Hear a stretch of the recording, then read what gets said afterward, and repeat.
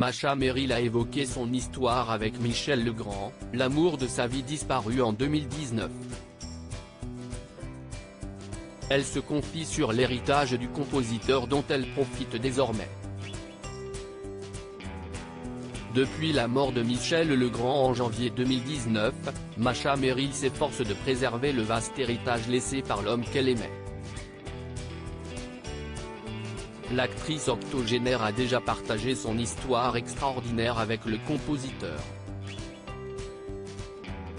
En 1964, elle croise le regard de Michel Legrand, mais il est déjà marié et père de famille. Je savais que c'était le grand amour, mais ce n'était pas possible.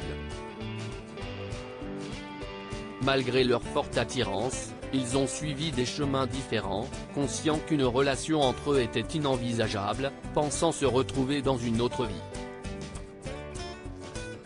Ce que nous ignorions, si est-il que cette autre vie arriverait 50 ans plus tard, avait-elle confié dans l'émission en aparté. Je pense qu'il m'a quitté discrètement pour me permettre de faire tout ce que j'avais à faire suite au décès de Michel Legrand des suites d'une septicémie. Masha Merrill se retrouve seule.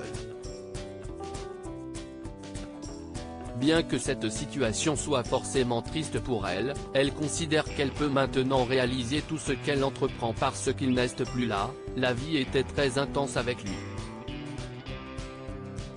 Sa santé n'était pas formidable, donc je devais m'occuper beaucoup de lui, confie-t-elle, émue en évoquant leur passé commun.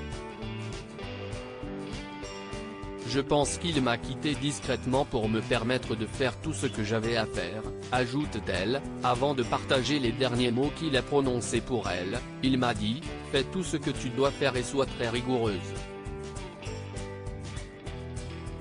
Refuse ce qui ne te convient pas. Je n'oublierai jamais cela. Ce vendredi 28 avril dans les pages week-end du Parisien, l'actrice actuellement à l'affiche de la pièce Une étoile au théâtre Montparnasse se confie sur sa vie quotidienne, toujours marquée par le regretté compositeur des Demoiselles de Rochefort. Masha Merrill a hérité d'un château dans le Loiret. Masha Merrill a été interrogée sur son besoin de s'échapper de Paris. En 2019, à la mort de mon mari, Michel Legrand, note de la rédaction. J'ai hérité du domaine de la Motte, un petit château de la fin du XVIIIe siècle situé près de Montargis, dans le Loiret. Je m'y rentrais souvent pour profiter de son calme, de son vaste parc, mais aussi de sa piscine. Moi qui n'aime pas le sport, car je trouve que l'on devient crétin à trop se dépenser, j'enchaîne les longueurs entre 16h et 17h. Si est dans ce magnifique domaine que je remettrai, le 18 juin prochain, le prix Michel Legrand. Et après sa disparition, il récompense des composites de musique de film, explique la comédienne de 82 ans.